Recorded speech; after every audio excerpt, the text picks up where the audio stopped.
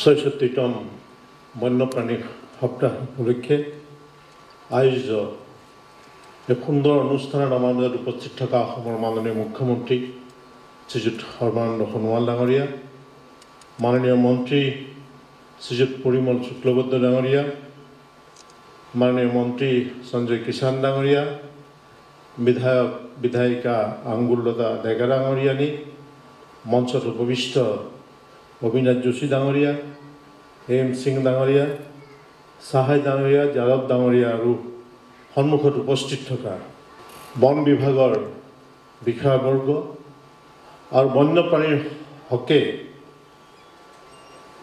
যুঁজ কৰি থকা সৈনিকসকল, সৰগৰ ৰং কেনেকুৱা আমি কোনো দেখা নাই। মানুহে আলোচনা কৰে যে মৃত্যুৰ পিছত কোনোবা সৰগলৈ যায়, বেয়া কাম কৰিলে কোনোবা নৰকলৈ যায়। এইমাত্ৰ এখন ইয়াত তথ্যচিত্ৰ দেখুওৱা হৈছে ড্ৰোন দি পেলাই, আৰু পিছফালে আমাৰ যিটো ইয়াত অডিটৰিয়াম তাত এটা গ্ৰীণ ৰং দিয়া হৈছে। ভাৰতৰত্ন ডক্টৰ ভূপেন হাজৰিকাই বন আৰু জীৱ জন্তু সম্পৰ্কে কিছুমান গীত ৰচনা কৰিছিল, আৰু তাত এটা গীতত তেওঁ কৈছিল যে সৰগৰ ৰং কেনেকুৱা মই নাজানো, কিন্তু মই ভাবোঁ যে সৰগৰ ৰং সেউজীয়াই হ'ব। আৰু সেইকাৰণে এই ধৰাত থকা সৰগ সদৃশ বননিৰ মাজত জীৱ জন্তুবিলাক বাস কৰে, আৰু সেই জীৱ জন্তুবিলাকক সন্মান জনাবলৈ বিভিন্নজনে সমাজত অহৰ্নিশে কাম কৰি আহিছে। 1978 আন্তঃৰাষ্ট্ৰীয় শিশু দিৱস উপলক্ষে এখন প্ৰতিযোগিতা পতা হৈছিলে, পাণ্ডুলিপি। আৰু সেই পাণ্ডুলিপি প্ৰতিযোগিতাত ভাৰতবৰ্ষৰ ভিতৰত প্ৰথম পুৰস্কাৰ পাইছিল এখন অসম সন্তানে এখন ইংৰাজী কিতাপ লিখি। কিতাপখনৰ নাম আছিল দ্য কাজিৰঙা ট্ৰেইল, আৰু সেই কাজিৰঙা ট্ৰেইল কিতাপখন লিখিছিল অৰূপ কুমাৰ দত্ত পদ্মশ্ৰী। আৰু সেই অৰূপ কুমাৰ দত্তই পিছলৈ লিখি উলিয়াইছিল the great one horn rhinoceros of India. এই কাজিৰঙা ট্ৰেইলৰ বিষয়বস্তুটো আছিল যে চোৰাং চিকাৰীয়ে কেনেকৈ গড় হত্যা কৰে, আৰু সেই গড় হত্যাকাৰীক তিনিজন শিশুৱে কেনেকৈ ধৰাত তেওঁলোকক গ্ৰেপ্তাৰ কৰাত সহায় কৰে। সেই কিতাপখন পিছলৈ হাংগেৰী, তেতিয়া চেক আৰু স্লোভেকিয়া দুখন হোৱা নাছিলে, এখন চেকোস্লোভেকিয়া, জাৰ্মানী, জাপান, ৰাছিয়া, পৃথিৱীৰ বিভিন্ন ভাষাৰ উপৰি ভাৰতৰ প্ৰান্তীয় ভাষালৈ অনুবাদ হৈছিলে। আৰু জাপানত সেইখন স্কুল, তেওঁলোকৰ স্কুলত ৰেপিড ৰিডাৰ হিচাপে চলিছিল, আৰু অন্ধসকলৰ মাজত ব্ৰেইলিত চলিছিল। অসম সন্তানে লিখা এখন কিতাপ। আমি যেতিয়া স্কুলত পঢ়ি আছিলোঁ তেতিয়া ফাৰ্ষ্ট ক্লাছত, চিনেমা হলৰ ফাৰ্ষ্ট ক্লাছত আমাৰ মাননীয় মুখ্যমন্ত্ৰী ডাঙৰীয়াই গাঁৱৰ মুলুকগাঁৱৰ কাষতে চিনেমা হল আছে, তেওঁ এই কথাটো কৈ থাকে। আমি চিনেমা চাইছিলোঁ তেতিয়া ফাৰ্ষ্ট ক্লাছত। চিনেমাৰ ৰেট আছিলে 1 টকা 40 পইচা। সফেদ হাতী শত্ৰুঘ্ন সিনহা আছিলে, প্ৰতিজ্ঞা, এইবিলাক জীৱ জন্তুৰ ওপৰত চিনেমা, মানুহৰ মাজত জীৱ জন্তুৰ প্ৰেম কেনেকৈ বঢ়াব লাগে। আৰু অসমীয়াতো অৰণ্য, কাজিৰঙা, সমৰেন্দ্ৰ নাৰায়ণদেৱে কৰিছিল অৰণ্য, ভূপেন হাজৰিকাই সংগীত দিছিল কাজিৰঙা। জীৱ জন্তু আমাৰ আধ্যাত্মিকতা আৰু আমাৰ সমাজ জীৱনত অংগাংগীভাৱে জড়িত। হিন্দুসকলে যি উপাসনা কৰে তাত বিষ্ণুৰ 10টা অৱতাৰ আছে। সেই 10টা অৱতাৰৰ ভিতৰত বৰাহ, নৰসিংহ আৰু কলিৰ যুগত হৈব কল্কি অৱতাৰ, কাটি মাৰি মিলাচ কৰিব মুণ্ডামাৰ, ঘোঁৰাত উঠি বিষ্ণুৱে যায়। জন্তুৰ সৈতে ভগৱানৰো জড়িত আছে।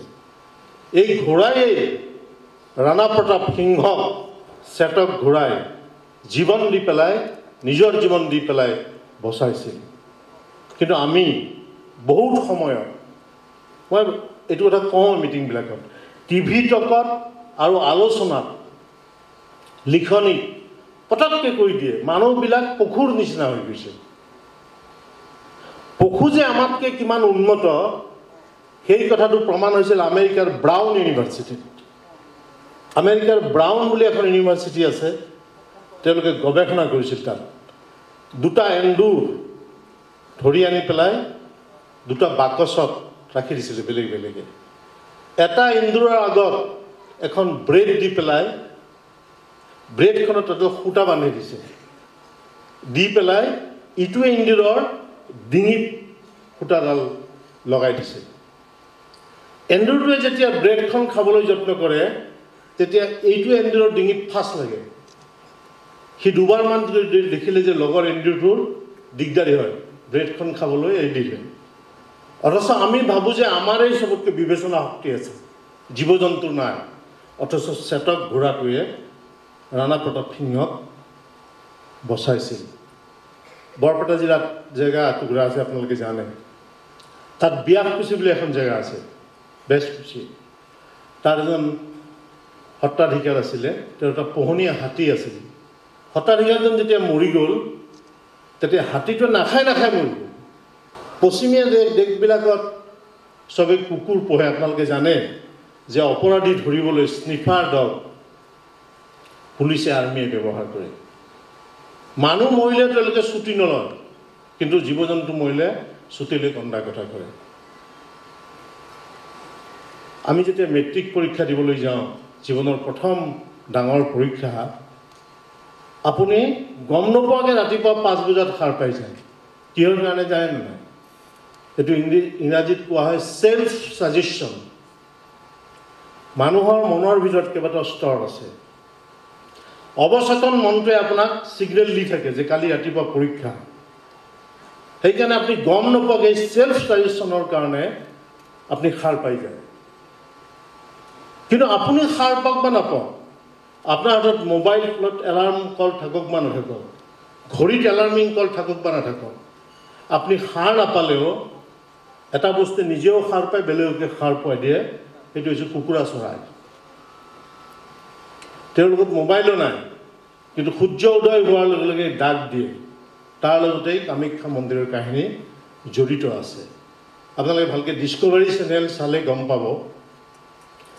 অলিম্পিকত যিমানবোৰ খেল, প্ৰতিটো খেল জীৱ জন্তুৰ পৰা ওলাইছে। প্ৰতিটো খেল জীৱ জন্তুৰ পৰা ওলাইছে। মই এবাৰ চাইছিলোঁ কোনটো খেল কেনেকৈ জীৱ জন্তুৰ পৰা ওলাইছে তাক দেখুৱাইছে। কিন্তু আমিয়ে কওঁ জীৱ শ্ৰেষ্ঠ বুলি, আমি নিজকে কওঁ। এই মিটিংখন ক'ত হৈ এই প্ৰস্তাৱটো পাছ হৈছিল মই নাজানো। সেই জীৱশ্ৰেষ্ঠ মানুহে বানপানীত উটি অহা হৰিণাটো কোবাই মাৰি খাবলৈ কুণ্ঠাবোধ নকৰোঁ। আমি নিজকে জীৱশ্ৰেষ্ঠ বুলি কওঁ। গতিকে এই জীৱ জন্তুবিলাকে, পোহনীয়া কুকুৰটোৱে আমাক যে সুৰক্ষা দিয়ে, মালিকৰ কাৰণে জীৱন দিয়ে। কিমান চিনেমা আছে, হিন্দী ফিল্মত কিমান আছে, হিচাপ নাই। এই কথাবিলাক আমি শিকিবলগীয়া কথা। গতিকে জীৱ জন্তুৱে আমাক সেই কথাবিলাক শিকাইছে, আৰু সেইকাৰণে আমি পাশবিক শব্দটো পটককৈ ব্যৱহাৰ কৰিব নালাগে। আৰু এই বন্যপ্ৰাণী এই সপ্তাহত মোৰ সেই অনুভৱ মই আপোনালোকৰ আগত ব্যক্ত কৰিছোঁ। আৰু জীৱ জন্তুবিলাকক বচাই ৰাখিলেহে মানুহৰ সৰ্বাত্মক মংগল সাধন হ'ব। কাৰণ আপোনালোকে দেখিছে এতিয়া ক'ভিডৰ গোটেই পৃথিৱীতে এটা ত্ৰাস এটা হৈছে। অক্সিজেন বিচাৰি মানুহ হাবাত হৈ গৈছে। ভগৱানে ঠিকেই অক্সিজেন দিছিল। এইমাত্ৰ গাড়ীত আহোঁতে মানুহে মুখ্যমন্ত্ৰী ডাঙৰীয়াই কৈ আহিছে যে গছ কাটিবলৈ আগতকৈ মানুহে ভয় কৰা হ'ল, কিয় ইমান গছপুলি মানুহে ৰুবলৈ লৈছে। কিন্তু আমি এনেকুৱা, আমাৰ মানসিকতা এনেকুৱা, আচলতে আমাৰ লালসাই মানুহক ক'লৈ লৈ যায় ঠিক নাই। দুটা বস্তুৰ পিছত মানুহ দৌৰে সদায়। এটা হৈছে ইনষ্টেণ্ট ছাকচেছ আৰু এটা হৈছে ইনষ্টেণ্ট মানি। এই দুটাৰ পৰা আঁতৰি থাকিব পাৰিলে জগতখন সুন্দৰ হ'ব। আৰু সেই কথা আমি জীৱ জন্তুৰ পৰা শিকিব পাৰোঁ, আৰু সেই কথা শিকি আমাৰ জীৱনটো সুন্দৰ কৰোঁ। এই আশাকে কামনা কৰি মই মোৰ বক্তব্য সামৰণি মাৰিছোঁ। ধন্যবাদ।